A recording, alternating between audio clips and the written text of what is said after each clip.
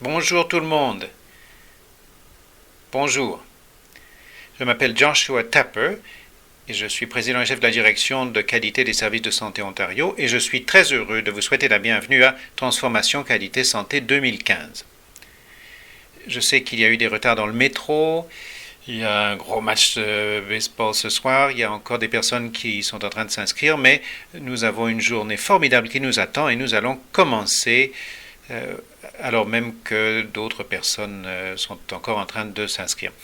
Il s'agit d'une journée remarquable, d'une occasion remarquable de rencontrer largement plus de 1000 personnes, des centaines de plus que l'an dernier, à l'occasion de la conférence la plus importante sur la qualité des services de santé au Canada.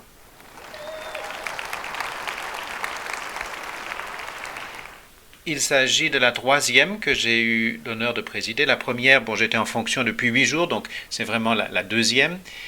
Et chaque année, il y a davantage d'affluence, un groupe formidable de conférenciers, des patients venus de tout l'Ontario, des leaders en santé venus de tout le Canada, des patients, un nombre sans précédent de patients. En fait, hier soir, j'ai reçu un courriel de la jeune fille que j'ai accompagnée à mon bal de finissant à l'école secondaire. Alors, on ne s'est pas revus depuis, on avait passé une très belle soirée, mais elle m'a dit « Ah, je vous verrai demain ». Alors, c'est extraordinaire, le milieu qu'on réunit à une conférence comme celle-ci. Je sais qu'à ce genre d'événement, il est d'usage de remercier en fin de journée. Moi, je voudrais remercier en début de journée. Organiser une conférence à laquelle 3000 personnes se sont inscrites, avec des douzaines et des douzaines de conférenciers, une toute nouvelle série de séances conçues avec et pour les patients et le public, ça prend énormément de travail, presque un an de travail. On a commencé à la fin de la conférence précédente de planifier celle-ci et on commencera demain à planifier celle de l'an prochain.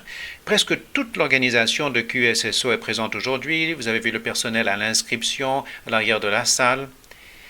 Et à la tête de cet effort, deux personnes très importantes, Susan Taylor et Suzanne Dugard. Elles ne sont sans doute pas dans la salle, mais elles méritent bien nos applaudissements.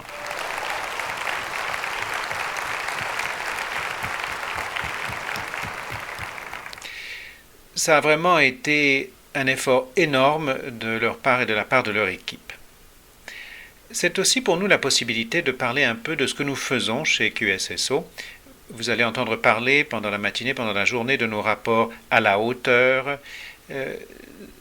La qualité, ça compte, un document très important dont on va parler tout à l'heure avec une vidéo. Mais je voudrais saisir l'occasion de vous parler de deux éléments très importants sur lesquels QSSO se concentre. Je vous ai dit que j'avais commencé il y a 2 ans, presque jour pour jour. Pendant la première semaine, j'ai rencontré Sholom Gluberman, le créateur de Patients Canada, et il m'a dit, dans cette première rencontre, il m'a dit qu'il faut toujours commencer par une anecdote portant sur un patient. Alors, ce que je voudrais faire aujourd'hui, c'est parler de 2 patients pour vous expliquer ce que fait QSSO. Voici Ayla. Elle a 23 jours. C'est ma fille. Merci. Ça, c'est ma femme là qui applaudit à l'arrière. Et en fait, d'ici 1 heure, je vais vous montrer des photos et des vidéos de ces premiers 23 jours. Vraiment, 1 heure, pendant 1 heure. Alors, on a beaucoup de chance. Ayla est un superbe bébé en bonne santé. Et son poids était excellent, son score Apgar était excellent. Son examen était parfait à la naissance, mais la réalité, c'est que malheureusement, la grossesse ne s'est pas très bien passée. La réalité, c'est qu'il y a eu des moments pendant cette grossesse, et j'ai la permission de ma femme pour vous dire ça, avant que elle ait téléphoné en disant « tu sais ce qu'il raconte ?» En fait, ça, c'est pour la jeune fille que j'ai accompagnée en bal de finissant, je suis casé. Alors la réalité, c'est que nous avons eu des hauts et des bas pendant ces 9 mois. Il y a eu des moments difficiles.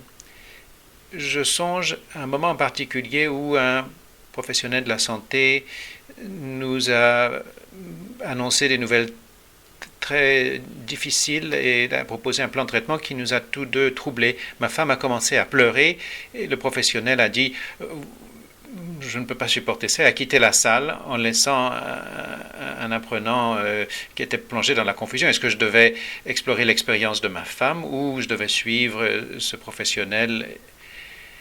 Et ensuite, à l'époque de la naissance, il y a eu une équipe interprofessionnelle extraordinaire, une sage-femme, un obstétricien spécialisé dans les cas à haut risque, une infirmière. Il n'y avait presque pas de place pour moi dans la salle. Et on a eu une expérience incroyable le jour de la naissance, il y a 23 jours. Toute l'équipe a demandé à ma femme ce qu'elle voulait pour ce jour-là. On lui a demandé quel était son plan pour l'accouchement, ce qu'elle voulait. On lui a demandé quelle expérience elle voulait vivre pour cette naissance. Et c'était formidable et elle a pu, heureusement, vivre exactement l'expérience qu'elle voulait.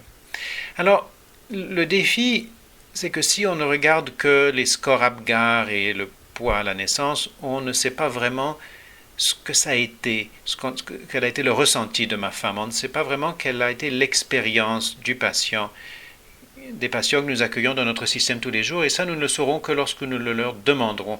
Nous ne le saurons que lorsqu'ils siègent à nos comités. Et donc, il y a une des priorités à QSSO, c'est de faire entendre la voix des patients dans tout ce que nous faisons. Vous le verrez toute la journée aujourd'hui, vous voyez que nous sommes très fiers d'être l'une des premières conférences au Canada à avoir mérité le logo Patients Included, parce que nous avons mérité ce logo en faisant participer les patients à la co-conception. Un rapport qui paraît aujourd'hui présente des anecdotes relatives aux patients. Alors donc nous comprenons les patients, nous les faisons participer à tout. Voici Richard. Richard était un patient dans ma clinique. Je suis médecin de famille. Et Richard était patient dans ma clinique il y a 2 ans, en décembre. Il y a quelques rues d'ici, devant un énorme supermarché qui était autrefois une patinoire de hockey très célèbre, qui est maintenant un supermarché. Richard est mort gelé le 23 décembre, l'une des journées de magasinage les plus achalandées de l'année, et il est mort gelé lentement, ça a pris des heures, sous les yeux des passants. Et ce qu'il y a de remarquable peut-être, ce n'est pas seulement que les passants n'aient rien fait, mais qu'ils soient morts dans un rayon d'1 kilomètre à 1,5 kilomètre de milliards de dollars d'infrastructures de santé, y compris ma clinique, qui est située à 2 rues de là. Et il y a autre chose qui est troublant mais remarquable, c'est qu'il est mort cinquantenaire, c'est-à-dire 5 ans plus tard que l'âge moyen d'un homme sans abri à Toronto qui vit dans la rue, et 10 ans de plus que l'âge de décès moyen d'une femme sans abri qui vit dans les rues de Toronto. Alors quand on songe à ce que ça signifie la qualité, il faut songer à ce que la qualité signifie pour tout le monde, y compris Richard. Il faut se rendre compte que si on veut améliorer la qualité des soins, si on veut vraiment améliorer la qualité des soins pour tous, il faut qu'on se concentre sur l'équité. Alors donc, l'un des messages clés que QSSO va transmettre d'ici quelques mois, c'est l'équité. On va parler du revenu, on va parler de la langue, on va parler du statut autochtone, on va parler du statut de revenu, on va parler des Canadiens de nouvelle génération, parce que ce sont les facteurs qui contribuent à la qualité des soins pour les Ontariens. Et nous devons comprendre que si nous voulons aider des gens comme Richard, qui avaient des problèmes de santé mentale, qui avaient des problèmes d'accoutumance, qui a passé une bonne partie de sa vie en prison, que nous devons nous assurer d'avoir un système de santé qui est suffisamment nuancé, suffisamment accueillant pour répondre aux besoins de tous. Alors, je voudrais faire quelque chose que j'ai fait 2 fois auparavant. Je voudrais conclure en lisant un poème rédigé par un autre de mes patients dans la même clinique. Je ne lis pas souvent des poèmes, mais il m'a apporté ça un jour. Je l'ai partagé avec quelques personnes. Lorsque je l'ai reçu, je voudrais le partager encore. Il m'a donné la permission d'utiliser le poème et son nom. Il s'appelle Grant Ellis. Grant a passé une bonne partie de sa vie dans des établissements de santé mentale. Il a passé une partie de sa vie en prison. Il est chroniquement précairement logé ou sans abri. Il a été incroyablement difficile à traiter et à gérer. Sa schizophrénie est très difficile. On a essayé de nombreux types de médicaments. On continue d'essayer des médicaments pour gérer les effets secondaires. Je le vois presque chaque semaine ou 2 semaines et il est venu un soir, il m'a remis ça. Je travaille les lundis soirs à la clinique et il est entré, il m'a dit je voudrais que vous ayez un exemple. En fait, ce qu'il m'a dit, c'est je voudrais que vous tapiez ça sur votre ordinateur. Alors bon, après notre entretien, j'ai tapé ça et je lui ai demandé un exemplaire. Au cœur de la nuit, arpentant les artères de la ville, je crus retrouver la lumière. Je priai mon Dieu d'abolir ma souffrance, mais rien n'altéra ma désespérance. Je méditais en fredonnant de vieux airs, des airs d'autrefois, des airs de misère, dont les paroles accablaient ma chute, mais rien ne soulageait ma douleur brute. Alors, comme fou, j'ai rugi, j'ai hurlé. J'ai supplié Dieu de me donner la clé, d'effacer le passé, quoiqu'ineffaçable, et malgré la douleur, je fus capable d'essuyer de mon front la crasse et la sueur, de repartir ce jour-là, l'espoir dans mon cœur, tâtonnant, titubant, cherchant avec ferveur. Enfin j'entendis les paroles de mon Sauveur. Prends courage et suis-moi. Bon, la tonalité religieuse peut vous plaire ou non, mais ce qui devrait vous interpeller, c'est un système de santé qui est suffisamment riche, suffisamment solide pour que ma fille Ayala, à 23 jours, est suffisamment solide pour permettre à quelqu'un comme Grant de produire des paroles comme celle-ci. Merci d'avoir participé à notre conférence.